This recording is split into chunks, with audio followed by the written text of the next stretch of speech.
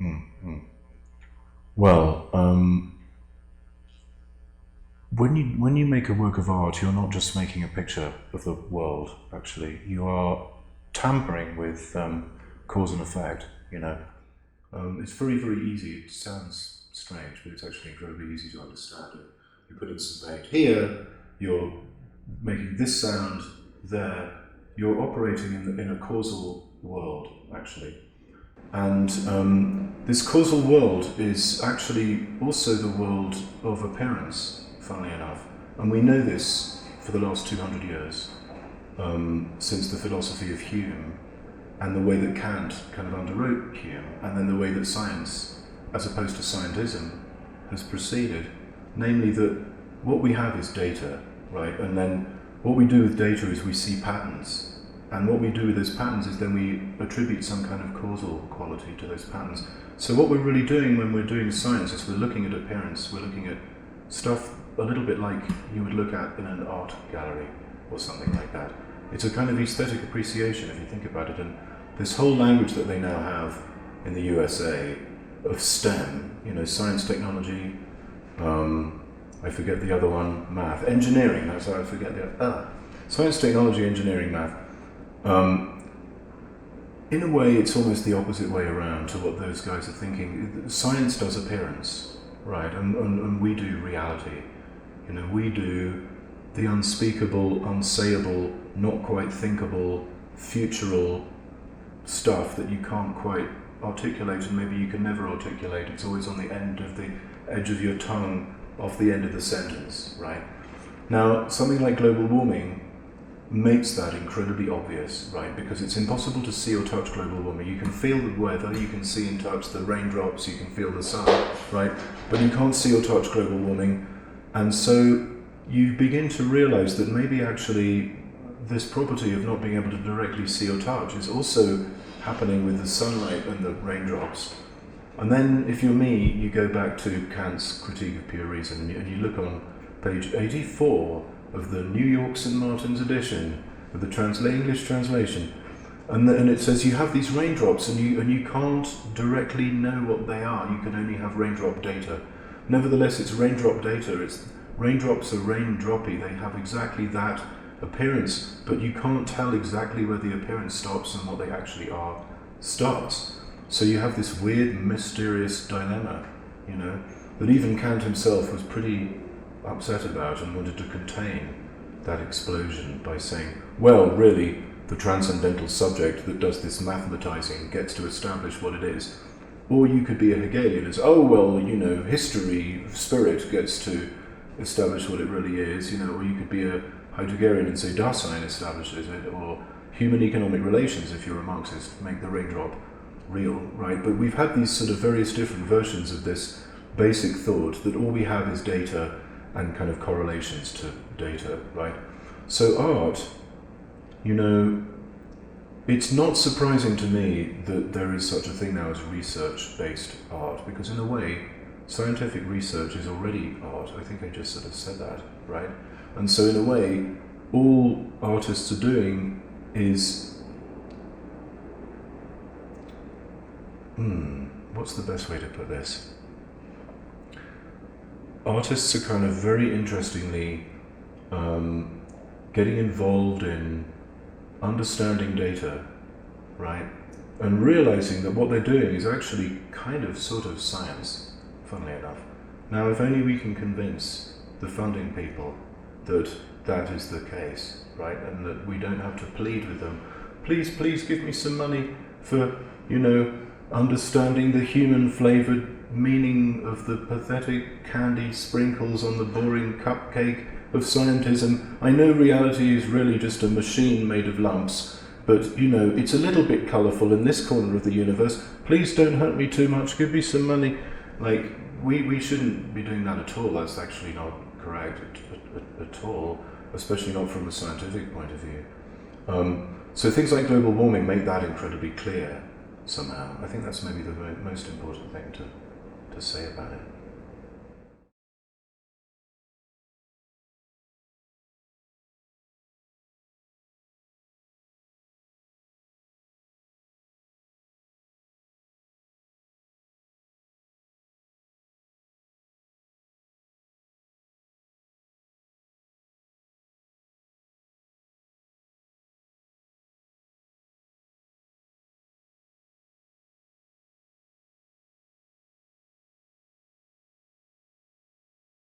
absolutely we can.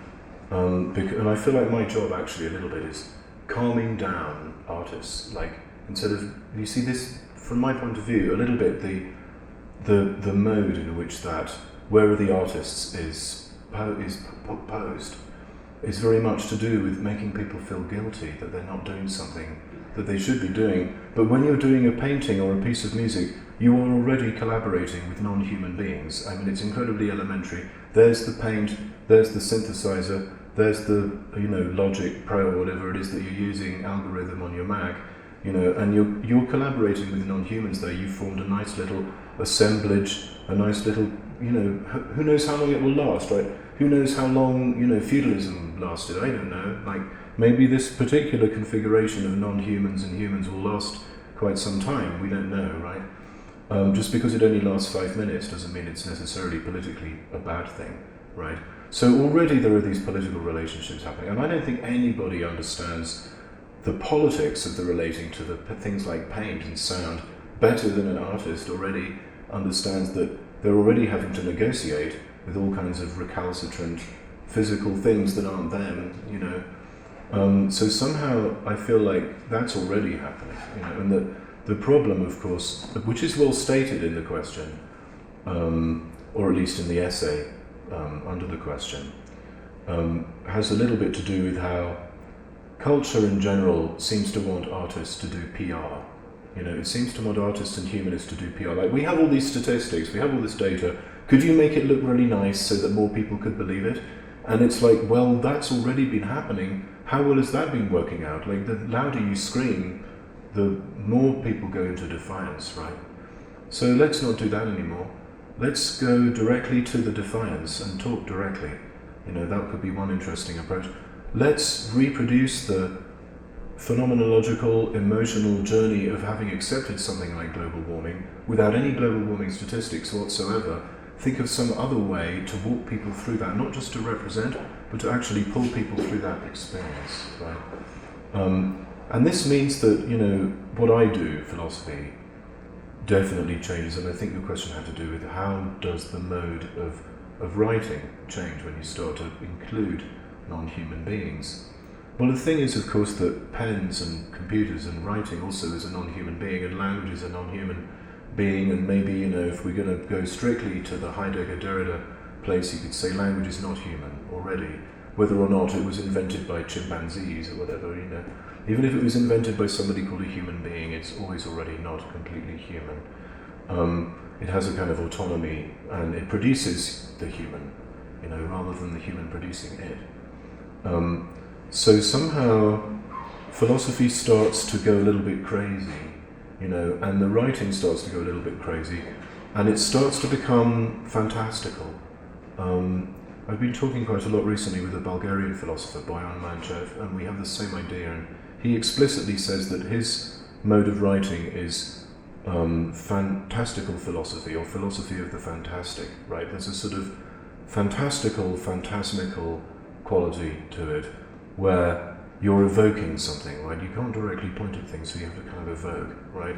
And already this is in the world of deconstruction. There's already a lot of this playful, spooky, not quite saying things directly quality, you see. And so somehow that's already there, and these things that deconstruction likes to talk about, actually, like hospitality or justice or forgiveness, these weird, impossible things, a little bit, that's kind of a little bit like what life forms are as well. They're kind of, they're there, but they're impossible at the same time.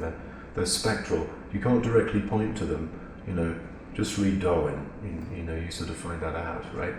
And so somehow it's an ecological project, right? Directly relating to non-human beings in your prose and to the non-human quality of the prose, right? So then all of a sudden there's a sort of weird intimacy. I think anybody who goes through the object-oriented ontology pipe has the same experience, and this happened to Graham Harman first. Like, he first had it, and actually he was supposed to be going to a Christmas party, and he's sitting there on his sofa going, I can't think of a reason why this is wrong. It's so outrageous, but I can't make it wrong, so I guess I have to accept. And then the next thing, I'm surrounded by and penetrated by objects, right? Things, entities, whatever you want to call them, you know. We're not implying anything when we say object. We're not saying objectified or whatever. We're just saying, you know, whatever this is, whatever these things are. And they're right in my face, you know, they are my face, you know. And so somehow I'm conveying the hilarity of that surprise. First of all, it's maybe a little bit disgusting from a kind of white, male, patriarchal, agricultural society, axial age religion point of view, but really that you shouldn't stick around in that mode, because that's just reproducing patriarchy, really. I think in the end it's awesome. It's like, wow, wonderful, it's hilarious, it's funny. You know, reality is not a tragedy. Tragedy is maybe a very small, human-flavoured, agricultural-flavoured region of comedy space, right? And reality is kind of comedy, because nothing ever really touches anything, and yet everything is exactly what it is. And we call that slapstick, like when things behave the way they behave, in a way that couldn't possibly be different. When you take that to the very final degree, you get Charlie Chaplin or something like that, or Stan Laurel, you know. And kind of that's how things are, you know. They're funny, you know. So somehow, one of the reasons why I really liked Graham Harman's philosophy was that it made me laugh a lot, you know. And somehow there's a modern consensus to do with cynical reason, that if it's depressing, it must be true. You know, and I think that's also kind of part of how we're repressing ourselves, and somehow we have to find the laughter, you know. So maybe that's a little bit why my prose is so crazy.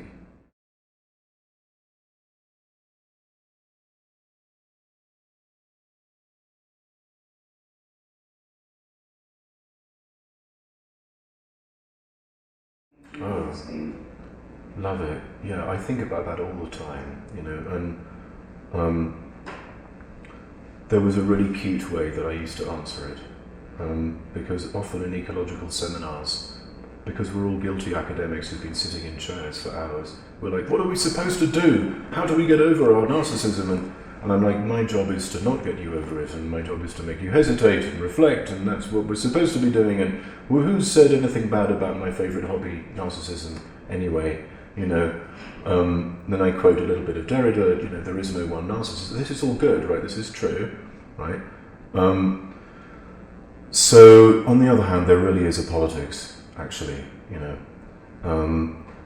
Since there is no top object, right, there's no top level, right, to which everything could be reduced, right? We're all creations of some god, or we're all like parts of some mega flux, you know. Or there's no bottom object, there's no sort of atomic structure that kind of finally defines who we are, that's more real because it's more constantly there than Tim, you know. Since we don't think that being real means being constantly present, we can't be atomists, but we also can't be what we call correlationists, which is thinking that something more real than a refrigerator decides whether the light is on inside it, whether it be history or Dasein or human economic relations or subject or whatever, right? Since there's no top object, there's no bottom object, and there's no kind of middle object, because in a way, like, everything has a world, everything has a horizon, not just human beings, right? That was the Heidegger mistake, and then the other mistake was German human beings have the best kind of horizon properties. Since everything has a horizon, then horizon is an incredibly cheap, sort of almost irrelevant concept, because there's no way to have one world in which everything fits. Everything has a world in a strange way. So since that's the case, what we're dealing with fundamentally is an anarchy, you know. So politics that approaches something like anarchy is probably less violent because it's less metaphysically destructive to what happens to be the case, right? The trouble with anarchy is precisely the trouble with ecological awareness, actually, which is that since everything is interdependent, since everything is interdependent, something's always going to be left out, right? Like if I'm looking after you explicitly, I'm going to be not looking after you explicitly, right? If I'm caring about the bunny rabbits, I'm not going to be caring about the bunny rabbit parasites. So my little political configuration is never perfect. It's always got at least one piece missing. It has to be fragile and contingent, not just epistemologically, which is a postmodern way of thinking, but ontologically, right? In its very ontological structure, it's incomplete in some way. And that's awesome, right? Because now we have a tactic for what to do, and it's a very non-violent picture of what to do, but it is something to do, you see, which is to form as many of these affiliations as possible, because when you make an affiliation between humans and non-humans, which we're doing all the time anyway, we just need to do it consciously, right? Like we've been drilling oil, that's affiliating with non-humans, but now we can be more conscious, right? When you do that, you are necessarily creating a kind of temporal region, right? You're constructing a temporality. You have a past, you have a future. These things that you have grouped together have their kind of time scales and their speeds and all that, you know? And we've been living in one kind of temporal structure more and more and more and more and more for 12,000 years. It's a certain kind of agricultural temporality.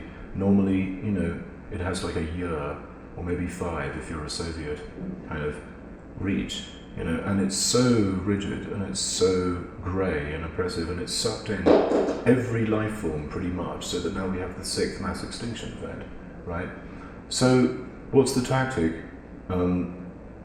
You have to create millions and millions of little other ones. You know, stop living in that pipe. Let's make some other pipes. It's even easy to change the agri-logistics. It's easy. It's too easy. You just sort of slightly change the way you're farming, and you put some strips of indigenous creatures, you know, in 10% of your farm, and then all of a sudden you've done something quite good.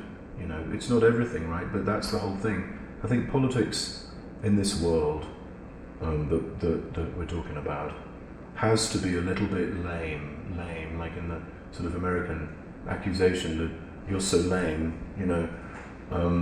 It's always a little bit broken and incomplete, and slightly, always a little bit hypocritical, and it's impossible to get it absolutely right, you see. But that's part of the laughter, you see, that's part of the silliness. And I think that's another political category. Like, we have to have a politics that is silly, funny. You know, one of the things I really liked about the Best Party in Iceland was how silly they were, you know.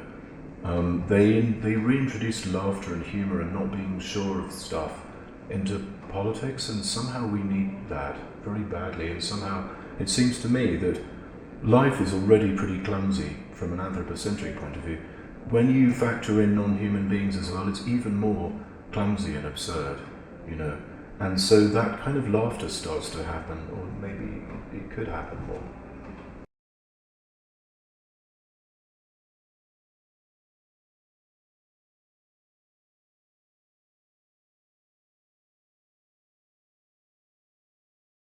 Yeah. Gosh, that's a very intense question. My defensive attempt at a first answer would be to say something that I sometimes say, which is that I'm not the object police. You know, but like every day someone writes to me and says, "Is this a hyper? Is X a hyperobject?" Someone last week was, "Is choreography a hyperobject?" You know, my first response was, "I'm not the object police. I don't get to decide what an object is. All I do is ontology, which is like, if it exists, then it has these properties, right? That's what I do. You know, I talk about like the structure of how things exist, right? So let's say that maybe you could be right, because violence, in this case, we're talking about physical, whether it be labelled as psychological or physical. It's a physical phenomenon happening here, and it's massively distributed, which is one criteria for a hyperobject, and it's viscous, namely you phenomenologically are stuck to it even if you go somewhere else in the world. Sometimes rather alarmingly, you know, your fate could catch up to you. And it's non-local insofar as it sort of springs up everywhere, and it's sort of everywhere and nowhere at the same time. And so, you know, one might go so far as to say that the machination of this violence, which is presumably a symptom of American imperial geopolitics, pretty much, right, is a hyper-object that exists within and alongside and interpenetrating with other hyper-objects, such as America is a hyper-object, right? It's like not just the idea of the country, but every single thing happening by Americans in America because of Americanness at all, forever, right? That's a hyper-object, right? Like all the styrofoam in the world forever, right? All the nuclear radiation forever, right? So yeah, violence, and yes, I think this, the way that it's executed is obviously to do with trying to collapse a certain kind of silliness that's ontologically intrinsic to things. You know, if I'm being violent to you, it means I'm reducing you to your appearance in my mind, right? That's basically misogyny right there, you know, or racism, right? And so, you know, to allow there to be a difference between what you are and how you appear is non-violence and must involve some kind of sense of absurdity. I feel there's a certain kind of laughter there again. So yeah, I'm going to say yes, this is a good tactic. Even though it seems silly, that's precisely the point.